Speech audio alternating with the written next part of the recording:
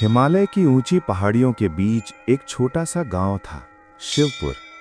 चारों ओर देवदार के घने जंगल, सुबह सुबह धुंध की चादर और शाम होते ही ऐसा सन्नाटा जैसे प्रकृति खुद ध्यान में बैठ गई हो। उस गांव में एक युवक रहता था, ईशान। बचपन से ही उसका मन भगवान शिव की भक्ति में डूबा रहता था। बाकी बच्चे खेलते, पर ईशान घंटों मंदिर में बैठकर ओम नमः शिवाय का जाप करता। लेकिन ईशान की भक्ति में एक सवाल हमेशा चुभता रहता, क्या सच में भगवान अपने भक्तों से बात करते हैं? गांव के बुजुर्ग एक रहस्यमयी गुफा की कहानी सुनाते थे।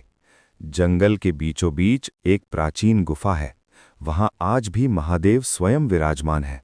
लेकिन जो भी बिना सच्चे मन के वहां गया, वो लौटकर कभी पहले जैसा नहीं रहा। कई लोग कहते वहां अजीब आवाजें आती हैं, कुछ कहते वहां समय रुक जाता है, और कुछ फुसफुसाते वहां खुद की परछाई भी साथ छोड़ देती है। एक रात पूर्णिमा का चांद आसमान में चमक रहा था। ईशान ने ठान लिया, आज मैं उस गुफा में जाऊंगा। अगर मेरी भक्ति सच्ची है तो मुझे उत्तर मिलेगा। वो चुपचाप घर से निकला। जंगल की पगडंडी पर चांदनी बिखरी हुई थी। हवा में ठंडक थी, पर उसके मन में अजीब सी गर्मी, उत्साह और डर का मिश्रण। जैसे जैसे वो गुफा के पास पहुंचा, वातावरण बदलने लगा। पेड़ों की पत्तियां अचानक स्थिर हो गईं, झिंगुरों की आवाज बंद हो गई। ऐसा लगा जैसे पूरा जंगल उसकी परीक्षा ले रहा हो। गुफा का द्वार विशाल और अंधकारमय था। भीतर से ठंडी हवा का झोंका आया। ईशान ने आंखें बंद की। महादेव, अगर आप सच में यहाँ हैं तो मुझे मार्ग दिखाइए। वो अंदर चला गया। अंदर घुप्प अंधेरा था। दीवारों पर पानी टपकने की आवाज गूंज रही थी। हर कदम की आहट कई गुना होकर लौटती। अचानक उसे लगा जैसे कोई पीछे चल रहा हो। वो रुका, पीछे मुड़ा, कोई नहीं। फिर एक गूंजती हुई आवाज आई, क्यों आया है यहाँ? ईशान का दिल जोर से धड़कने लगा। मैं आपके दर्शन चाहता हूँ। आवाज फिर आई, दर्शन या प्रमाण? ईशान चुप हो गया। सच तो यही था, वो प्रमाण चाहता था। तभी गुफा के अंदर हल्की सी रोशनी प्रकट हुई। उसने देखा सामने एक शिवलिंग था, जिस पर स्वयं जल की धारा गिर रही थी। आसपास कोई नहीं था, फिर भी घंटियों की मंद ध्वनि गूंज रही थी। ईशान घुटनों के बल बैठ गया। भोलेनाथ, अगर मेरी भक्ति में कमी है तो उसे दूर कीजिए। तभी अचानक गुफा कांप उठी।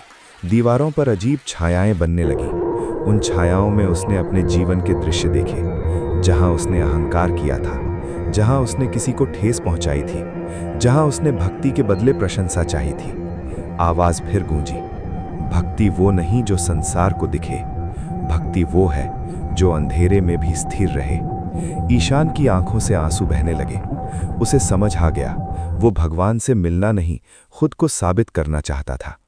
तभी अचानक पूरा अंधेरा छा गया। शिवलिंग भी गायब हो गया। अब वो बिल्कुल अकेला था। डर ने उसे घेर लिया। भोलेनाथ, मुझे छोड़कर मत जाइए। लेकिन इस बार कोई आवाज नहीं आई। कुछ पल बाद उसे एहसास हुआ, उसका डर ही उसका सबसे बड़ा शत्रु था।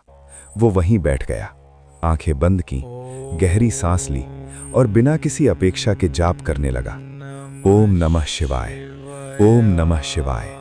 मिनट बीतते गए, या शायद घंटे, उसे समय का पता ही नहीं चला। अचानक उसे अपने भीतर एक उजाला महसूस हुआ। बाहर कोई रोशनी नहीं थी, पर अंदर सब प्रकाशित हो गया। तभी वही आवाज अब कोमल और शांत स्वर में बोली, जब तक तू बाहर मुझे खोजता रहा, तू डरता रहा। जब तूने मुझे भीतर पाया, अंधेरा समाप्त हो गया। गुफा फिर रोशन हो उठी। शिवलिंग पहले से अधिक तेजस्वी दिखाई देने लगा। ईशान ने आंखें खोली। अब उसके चेहरे पर डर नहीं, गहरी शांति थी। वो समझ चुका था, भगवान किसी गुफा में छिपे नहीं थे, वे उसके अपने विश्वास में थे। सुबह जब वो गांव लौटा, लोग हैरान थे। उसके चेहरे पर अजीब सी आभा थी। किसी ने पूछा, क्या तुमने महादेव को देखा? ईशान मुस्कुराया, हाँ, लेकिन आंखों से नहीं, हृदय से। उस दिन के बाद उसने कभी चमत्कार की खोज नहीं की। वो बस सच्चे मन से सेवा करने लगा।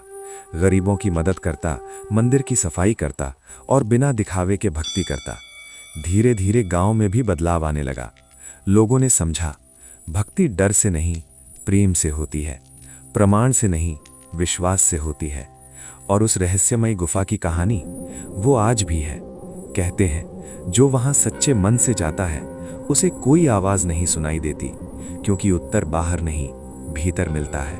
और हर पूर्णिमा की रात जंगल में हल्की सी घंटियों की ध्वनि आज भी गूंजती है, जैसे महादेव याद दिला रहे हों, अंधेरा केवल बाहर नहीं होता, अंधेरा मन में होता है। और सच्ची भक्ति वही दीपक है जो उसे हमेशा के लिए मिटा देता है। हर हर महादेव।